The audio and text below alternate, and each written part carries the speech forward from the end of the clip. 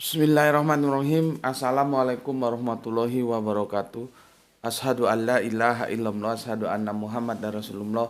Allahumma sholli ala sayyidina Muhammad wa ala ali sayyidina Muhammad. Kama sholaita ala sayyidina Ibrahim wa ala ali sayyidina Ibrahim. Bil alamina innaka hamidum majid. Seperti biasanya kita panjatkan dahulu doa kepada Gusti Allah ingkang Maha Agung ya. Untuk saudara-saudara kita yang telah memberikan sholawat kepada channel dakwah ini, semoga sholawat itu menjadi catatan langit amal soleh bagi mereka dan keluarganya kelak. Begitu juga untuk semua viewerku. Sorry, hari ini puasa jadi nggak ada kopi. Untuk semua viewerku ya, aku ucapkan terima kasih atas doa-doa baiknya. Semoga kebaikan doa itu juga tercurahkan untuk kalian semuanya. Mampir ngombe di pagi yang dingin ini, aku akan mengajak kalian untuk mendiskusikan tentang apa yang telah terjadi dan sedang viral di negeri kita ini, yaitu tentang sesuatu yang berhubungan dengan kesehatan ya. Yaitu sosok yang kita kenal sebagai namanya itu Dokter Terawan. Kalau nama lengkapnya aku enggak tahu ya.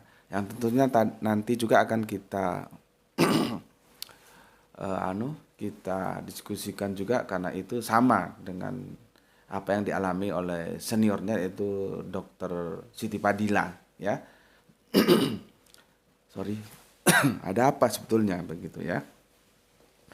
Jadi tajuk mampir ngombe kali ini adalah Siti Fadila Supari dan Terawan, anak bangsa yang tersia-siakan ya. Ini akan menjadi tajuk kajian kita ya. Sebelumnya aku akan bacakan dahulu kitab dari saudara kita yang Katolik ya. Jadi kalau Protestan tidak menggunakan ini. Nanti nggak tahu kalian punya nggak kitab Bible Katolik ya. Ini ada di Deuterokanonika, karena Bibelnya saudara kita meskipun sama-sama Kristen, yang Katolik dan Protestan itu beda. Ada sekitar 10 ayatan yang itu menjadi menjadi polemik di antara mereka ya. Ada yang menerima dan ada yang menolak. Tapi sudahlah, itu bukan dalam ranah menu diskusi kita ya. Tapi aku perlu jelaskan supaya kalian nanti nyarinya gampang. Ini yang aku nukil adalah kitab sucinya saudara kita dari Kristen Katolik, bukan yang Protestan. Kalau di sana tidak ada ya. Di sana tidak ada Deuterokanonika.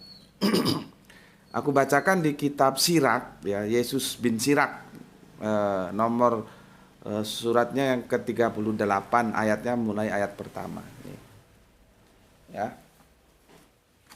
Nih. Oke. Ini pesannya bagus sekali ini. Aku bacakan ayat yang pertama. Hormatilah tabib. Ya kalau dulu tentunya bukan dokter ya. Jadi harus paham kau. Hormatilah tabib sebagaimana mestinya, sebab ia kau butuhkan. Oleh karena ia pun diciptakan Tuhan juga. Jadi tabib-tabib itu yang ciptakan Tuhan untuk kita, untuk memenuhi kebutuhan kita. Makanya Tuhan perintahkan, hormatilah tabib. Ya, hormatilah tabib. Memang penyembuhan datang dari yang maha tinggi, yaitu Allah, yaitu Tuhan, yaitu Allah, dan sebagai pemberian diterima dari raja. Ya, artinya yang maha kuasa itu ya memang yang maha tinggi itu ya. Tapi kan bukan yang maha tinggi itu cukup menyembuhkan kita. Dia menggunakan ciptaannya untuk menyembuhkan kita, yaitu para tabib itu gitu loh. Maka dari itulah kita disuruh untuk hormatilah tabib. Jadi tabib itu dihormati, itu ya. Berikutnya, namun kepandaian seorang tabib meninggalkan kepalanya dan di hadapan para pembesar ia dikagumi. Meninggikan ya. Namun kepandaian seorang tabib itu meninggikan kepalanya, artinya dia punya nilai lebih ya, dan di hadapan para pembesar, penguasa, ia dikagumi ya, bisa raja seperti tadi, bisa presiden tergantung sebutannya, artinya tetap saja dia di hadapan para pembesar ia dikagumi. Itu yang ketiga. Yang keempat, Tuhan menciptakan obat-obatan dari bumi dan tidak diabaikan oleh orang yang arif. Jadi tabib itu adalah orang yang arif, itu tidak mensia-siakan ya apa yang diciptakan Allah Tuhan dari bumi ini untuk dijadikan obat. Ya. Berikutnya, bukankah air menjadi tawar karena sepotong kayu? Ya. Sehingga dayanya menjadi nyata. Yang keenam, Tuhan memberikan kepada manusia pengetahuan ya, supaya dimuliakan karena pekerjaan-pekerjaannya yang ajaib. Ya. Yang ketujuh, dengannya tabib menyembuhkan dan melenyapkan derita, dan juru obat pun mengelola campurannya. Ya, itu ada di kitab Sirak. Bagaimana kita diperintahkan untuk menghormati tabib, dan dia pun mempunyai nilai lebih ya, meninggikan kepalanya di hadapan para pembesar. Pembesar itu yang seperti yang aku bilang tadi, bisa presiden, bisa raja, bisa perdana menteri, artinya pemegang kekuasaan dalam suatu wilayah negara. Jadi tabib itu harusnya dihormati gitu loh ya. Itu akan sejalan ya dengan apa yang disampaikan oleh Al-Qur'an yang ada di surat Asy-Syu'ara ya. Surat Asy-Syu'ara ya. Di Quran surat Asy-Syu'ara, surat yang ke-26 ayat yang 80. Dan apabila aku sakit, dialah yang menyembuhkan aku. Dialah Allah yang menyembuhkan aku. Sama seperti yang di Sirak tadi. Cuman kan Allah tidak ujuk-ujuk datang sembuhkan kita. Dia menggunakan ciptaannya untuk membantu kita supaya bisa sembuh. Ya apa? Para tabib itu. Jadi sudah semestinya lah ya para tabib itu dihormati, dihargai begitu loh. Ini pesan teks-teks suci loh yang aku ambil dari Al-Qur'an dan Bible-nya teman kita yang Kristen. Artinya sama-sama memerintahkan untuk kita menghormati tabib. Ya. Ya. Aku ulangi lagi di surat Asy-Syu'ara ya. Di surat Asy-Syu'ara, dan apabila aku sakit, dialah yang menyembuhkan aku. Maksudnya aku itu ya kita ini mewakili ya. Aku kamu ya. Itu kalau sakit itu yang menyembuhkan itu Allah. Tapi jangan kamu berpikir bahwa Allah itu terus datang ke rumah kita, ke kamar kita menyembuhkan kita. Enggak. Ada perantara yang digunakan, yaitu para tabib itu. Seperti kisah Kanjeng Nabi Musa. Begitu sakit perut, dia terus, ya Allah hamba sakit perut. Apakah terus Allah sembuh kamu? Kan enggak begitu. Allah menggunakan perantara pada saat itu apa? Kamu makan daun. Daun apa itu namanya gitu ya. Setelah makan daun, sembuh. Nah, berikutnya, Kanjeng Nabi Musa sakit perut lagi. Dia enggak minta kepada Allah. Dia langsung makan daun itu. Ya enggak sembuh. Begitu enggak sembuh, dia lapor kepada Allah. Maka Allah bilang, makanya jangan lupakan aku. Semua itu yang menyembuhkan aku gitu loh. Jadi kesembuhan itu ada pada otoritas Allah sebagai penguasa. Namun demikian Allah tidak serta-merta turun sendiri terus menyembuhkan, enggak. Ada perantara-perantara yang dia utus untuk kita ya, bisalah melalui obat-obatan itu, dan itu hubungannya dengan tabib, para tabib yang menjadi ya katakanlah membantu kita untuk memperoleh kesembuhan begitu. Ya. Jadi dihormati tabib itu. Tetapi apa yang terjadi ya kita tidak tahu, kita coba mendiskusikannya. Apa sebetulnya yang terjadi saat ini, ya? Siti Padilla Supari atau Ibu Padilla atau Bapak Terawan, ya, itu apakah ada salah ataukah gimana gitu kan, kita ini kurang jelas. Kenapa kok sepertinya menjadi anak bangsa yang tersia-siakan gitu loh. Ini kan kita jadi bertanya-tanya.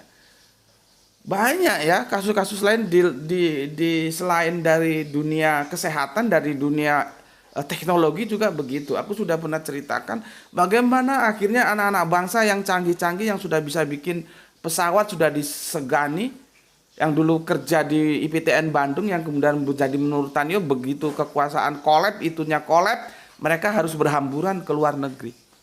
Itu kan anak bangsa yang harusnya kita justru beri penghormatan lebih, gitu, ya. Makanya aku kali ini mendiskusikan dengan sebuah tajuk yang tanda tanya, ya. Siti Padilla Supari dan Terawan anak bangsa yang tersia-siakan?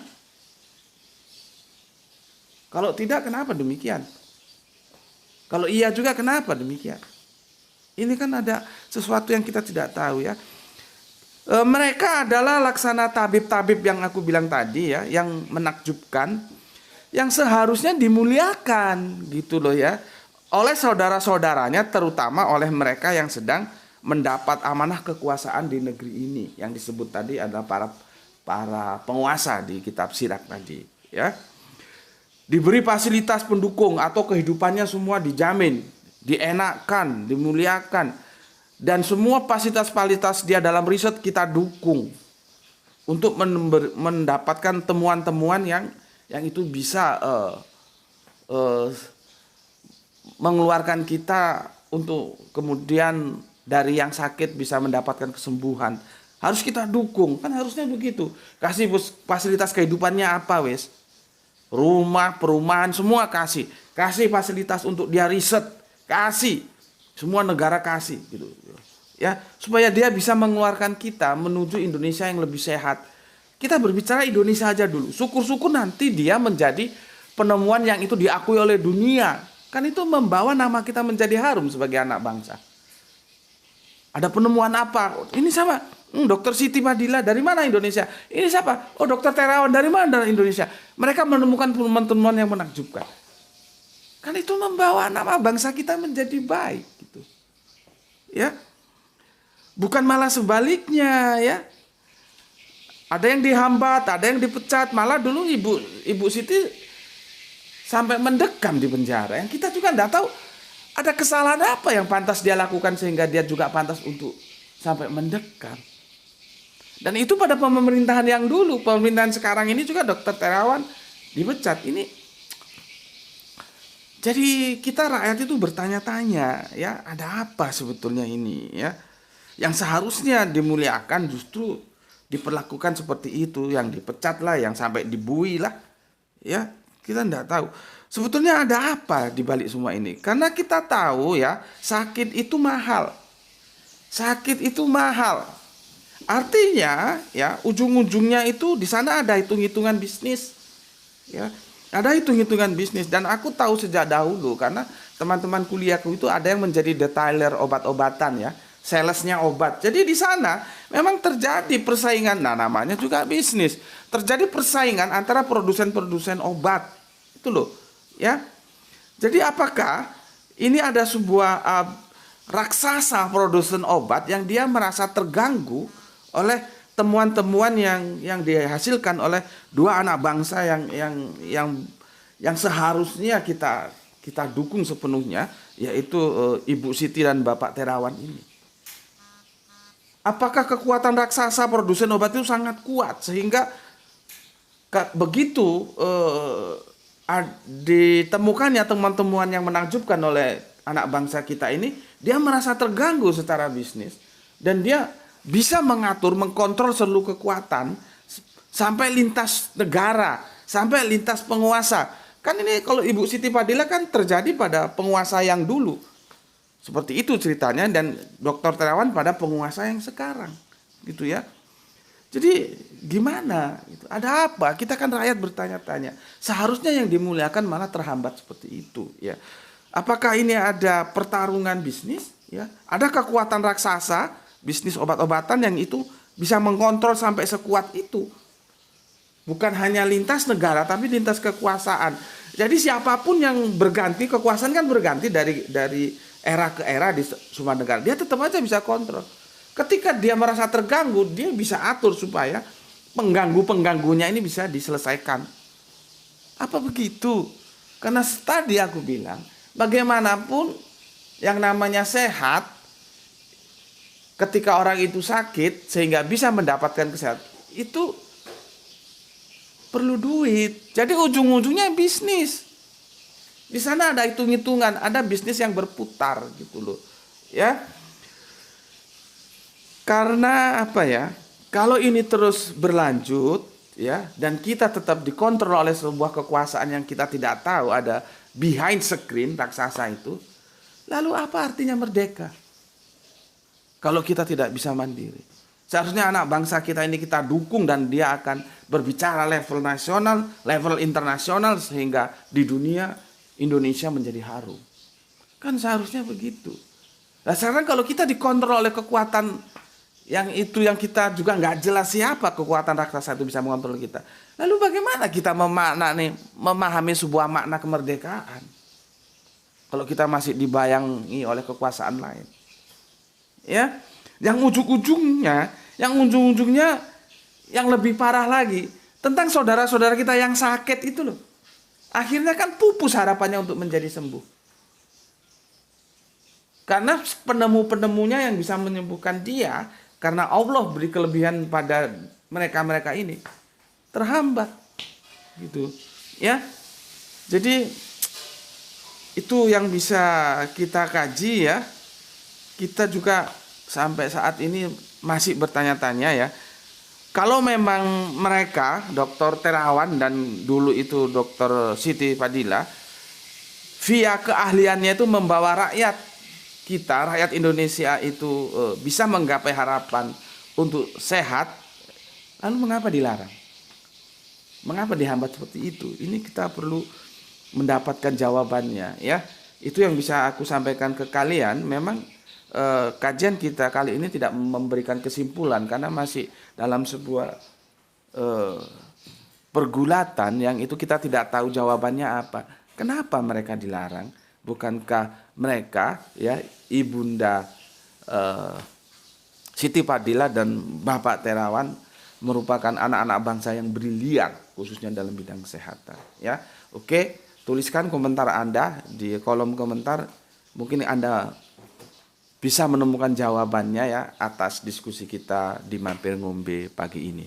Itu yang bisa aku sampaikan dan aku berdoa untuk kalian semua ya. Semoga kita semua mendapatkan rezeki yang barokah ya, juga kesehatan yang itu mumpuni. Karena dengan rezeki yang barokah dan kesehatan yang kita miliki, kita bisa melanjutkan kajian-kajian kita sebagaimana waktu-waktu yang lalu. Itu dari aku. Bismillahirrahmanirrahim. Alhamdulillahirabbil alamin.